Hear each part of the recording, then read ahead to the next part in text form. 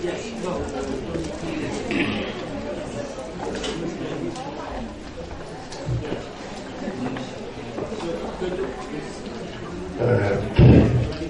evening, colleagues. Welcome to this last session today. It's about self-handling and side effects of anti-cancer treatments. Today we'll have two talks. The first one is by Professor Manal Elhamamsy. Professor Elhamamsy is a professor of clinical pharmacy in Elhamamsy University. And today she is going to lecture us about how to minimize the adverse effects of radiotherapy and chemotherapy. So please, the floor is yours. Okay, good evening, my colleagues, and thank you, Mr. Chairman.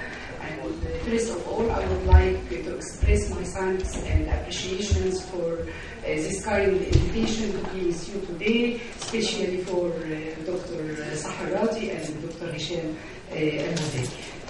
I will talk about how to minimize the adverse effect of radiotherapy and chemotherapy. First, what is cancer? Cancer is a disease process that begins when an abnormal cell is transformed by the genetic mutation of cellular DNA. So, what are the modalities of treatment? First is local therapy, like surgery, radiotherapy, and systemic treatment like chemotherapy, hormonal therapy, monoclonal antibodies, and radioactive materials. I will talk about firstly about the radiotherapy.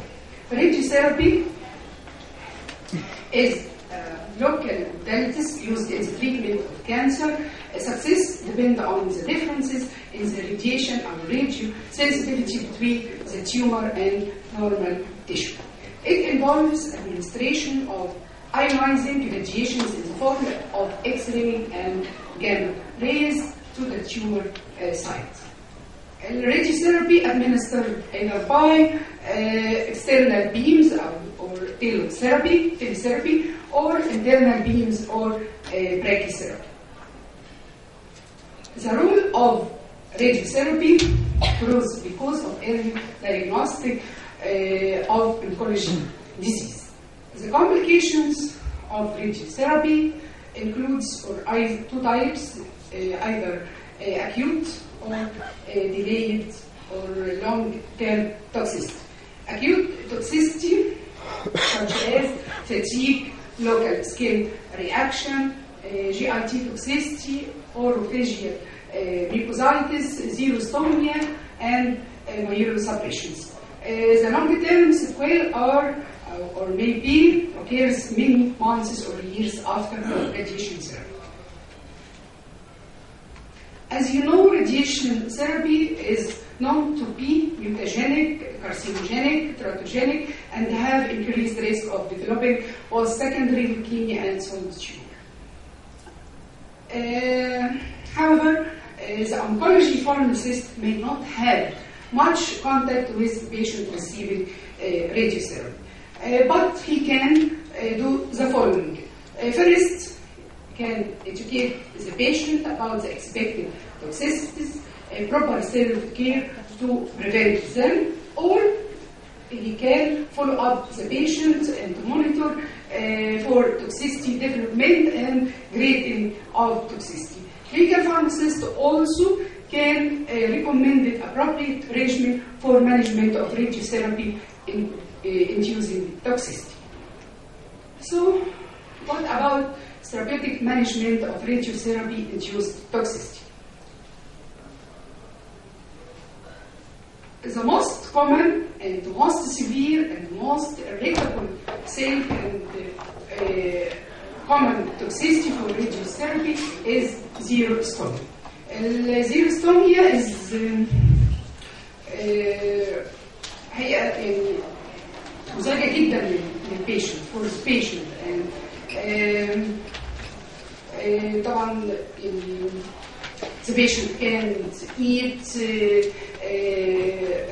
feel redness of the mouth and dryness of the mouth, So it affects the lifestyle of the patient and the quality of life of the patient. So xerostomia can be prevented by using الأنفوستينز. الأنفوستينز في الحقيقة have many pharmacological effects. It can detoxify the metabolites of chemotherapy and chemotherapy mainly, and can delay or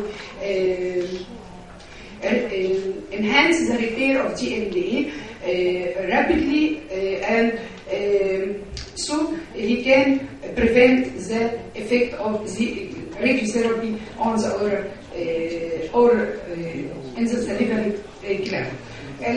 Saliva substitutes can use to dry the mouth and so enhance the effect or enhance the ability of the patient which can eat easily. Also, we can use pyrocarbons, which increase the secretions of saliva, and sildenafil also increase the excretions of saliva. The second most common side effect of radiotherapy is mucositis. Mucositis, to treat it or to minimize its effect, we can use supra-saturated calcium phosphate oral resins. Calcium phosphate oral resins, which is in the form of dry powder, which when it mixing with water, it dissolved easily and rich in calcium and phosphate, and have pH like normal saliva, and so it can dry the mouth and alleviate the sensation of pain. Also, we can use the normal saline and alcohol-free mouthwash. For pain, we can use analgesics like aspirin, paracetamol, opioid analgesics. Or we can also use mucosal coatings like sucralfate. One of the most common complications of mucositis is the infections. Infections may be fungal, viral, or anaerobic bacteria. So we can use for oral infection, fluconazole for fungal infection, or acyclovir for virus infection, and you can use metronidazole as for anaerobic bacteria. For cystitis, we can use phenazopyridine or oxybutynin. For diarrhea, the patient can use low residual diets or lopramides. Esophagitis, the patient, we can give them acid suppressants. The trismus or spasm of the jaw, muscles of the jaw, we can use muscle relaxant or tricyclic antidepressant, pentoxifenolin with or minus vitamin E. For nausea and vomiting, and I will talk in details about nausea and vomiting when I talk about chemotherapy, but the nausea and vomiting, in cases of radiotherapy, we can use 5-hydroxytyrosine receptor antagonist. We can use dexamethasone, metoclopramide, or prochlorperazine. For dysphagia, you can use zinc oxide, zinc sulfate, and weekly amphosphine infusion. Now, what about chemotherapy and its toxicity, and how we can minimize the effect of toxicity or side effects of chemotherapy? As you know, chemotherapy can be classified as cell cycle specific and cell cycle non-specific. cell cycle or cell cycle specific like antimetabolite which interfere with DNA synthesis is like 5-hydroxyfluorouracil or methotrexate folic acid. Beta alkaloids inhibit spindle formation during mitosis like vincristine. Cell cycle non-specific which classified as alkylating agents which alter DNA as nitrogenous mustard, anti-tumor antibodies DNA and RNA disorders like fluorescein, hormonal agents which bind to receptor sites that promote growth like tamoxifen. Chemotherapy is given either by intravenous pills, infusions, pump, or intrathecal chemotherapy. So what about the chemotherapy side effects? Chemotherapy targets cells which are dividing rapidly. So chemotherapy can't differentiate or distinguish between normal cell and cancer cell. A normal cell which is affected by chemotherapy, bone marrow, mouse, stomach, intestine, hair follicle, reproductive system, and skin. Chemotherapy side effects may be drug specific, as in case of anthracycline and cardiotoxicity, zinc alkaloids and neuropathy, and constipation, and blomycins, and pulmonary fibrosis. Severity of side effects varies between drugs. Side effects often appears 7 to 14 days post-treatment. So, what is the role of clinical pharmacist in this case? Clinical pharmacist, as you know, is a good source for drug information, can explain the side effects to the patient, is good source for drug interactions, drug herbal interaction, drug disease interactions, and can provide the patients with valuable information about neutral health products. So he can do a lot of jobs in case of to minimize or to control or to reduce the side effects of chemotherapy. The first side effect I will talk about is anemia. And anemia following chemotherapy is usually related to bone marrow suppressions, but may be multifactorial like bleeding or iron deficiency. Treatment of anemia depends on patient evaluations. Is the patient have symptoms or not? If the patient have symptoms, you should treat the anemia.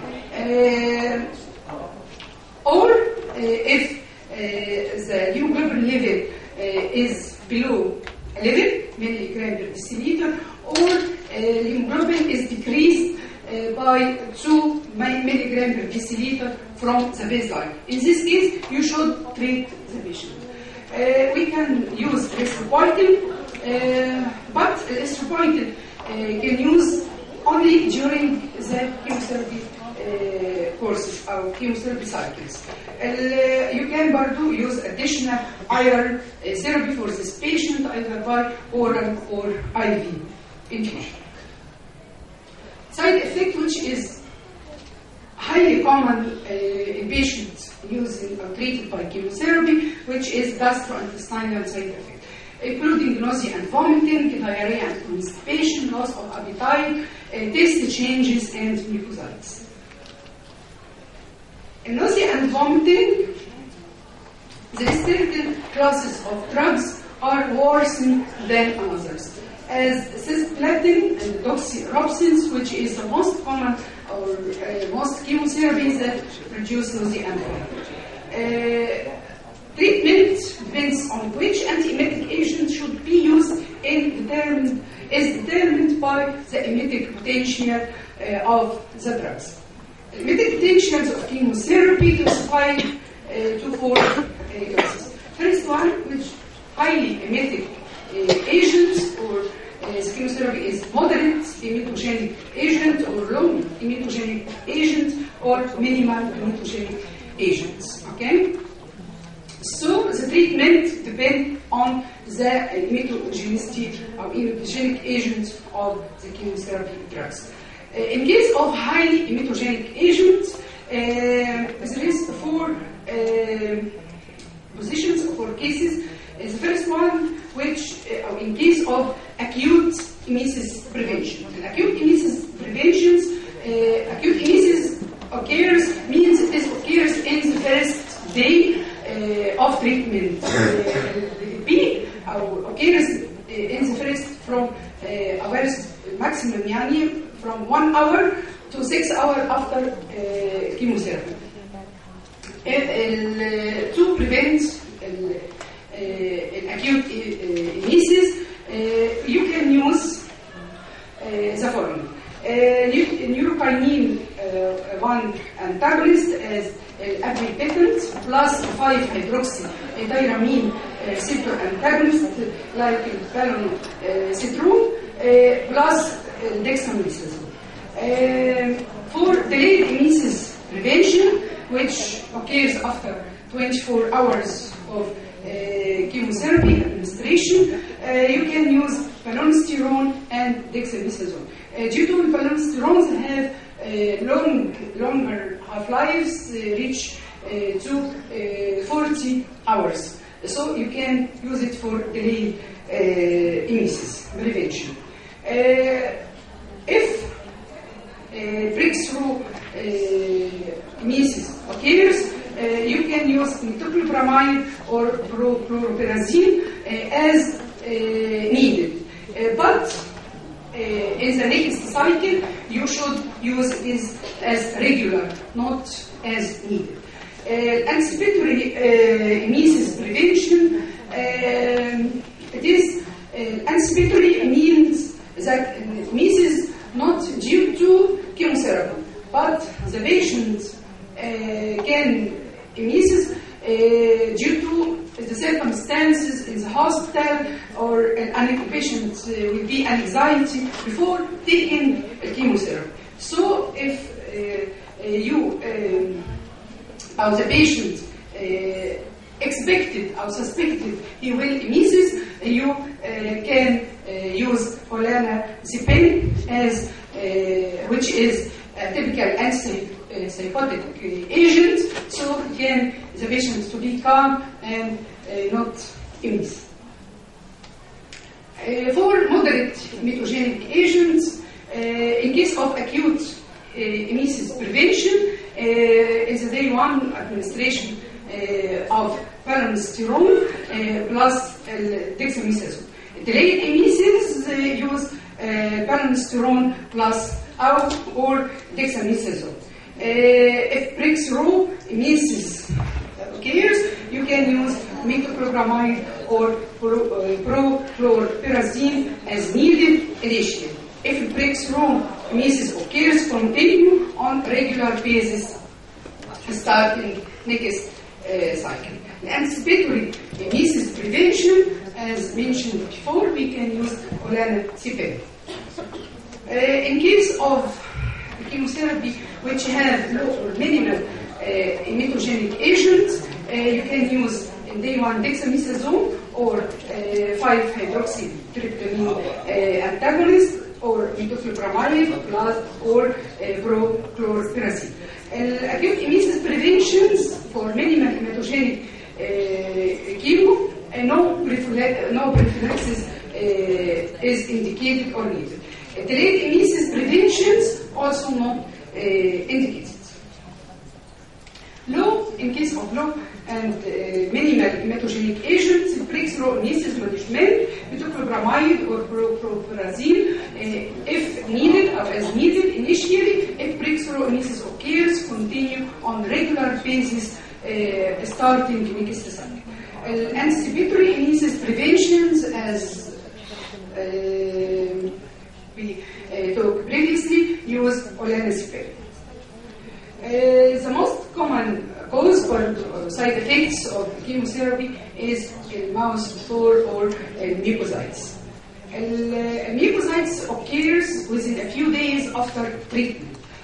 On the tongue, gum, inside the mouth, sides of the mouth, lips, or throat. Signs and symptoms: there is pain, bleeding gums, difficulty chewing and swallowing, can lead to infection.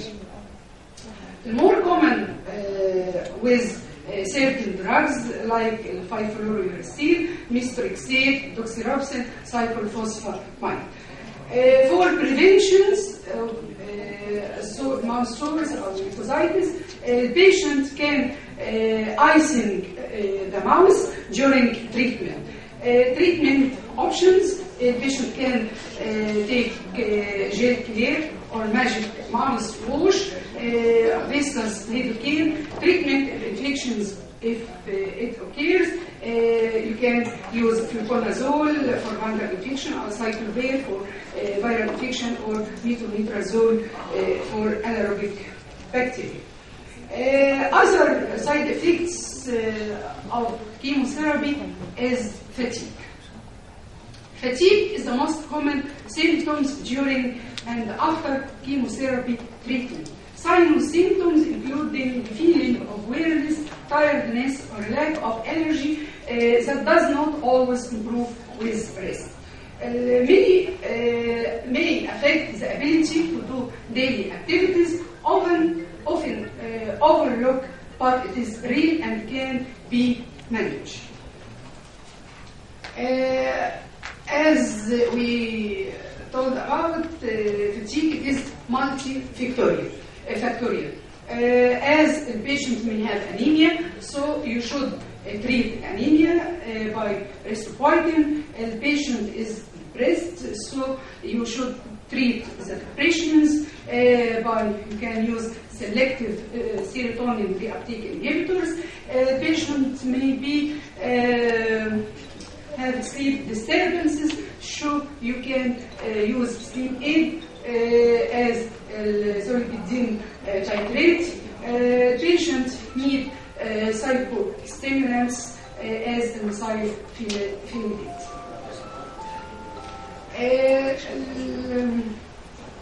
The most side effects which يزعج السيدات خاصة اللي هو البادي ايمج. برضو أكتر حاجة بتزعج أو بتضايق هي الهير لوس. هير لوس، weight loss, skin changes, either color, rashes, sensitivity to sunshine, or chlorine أو البرد. الهير لوس الحقيقة يعني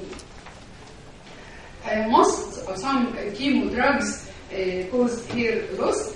Begins approximately after 2 to 3 weeks after first treatment. The scalp would feel tender when hair starts to fall out. Some people prefer to cut their hair short, so we suggest that not to cut your hair until you come to your first chemo appointment. Your hair will begin to grow back 3 to 4 weeks after final treatment. You should assure the patient that their hair will grow back after the end of treatment. Resources for hair loss.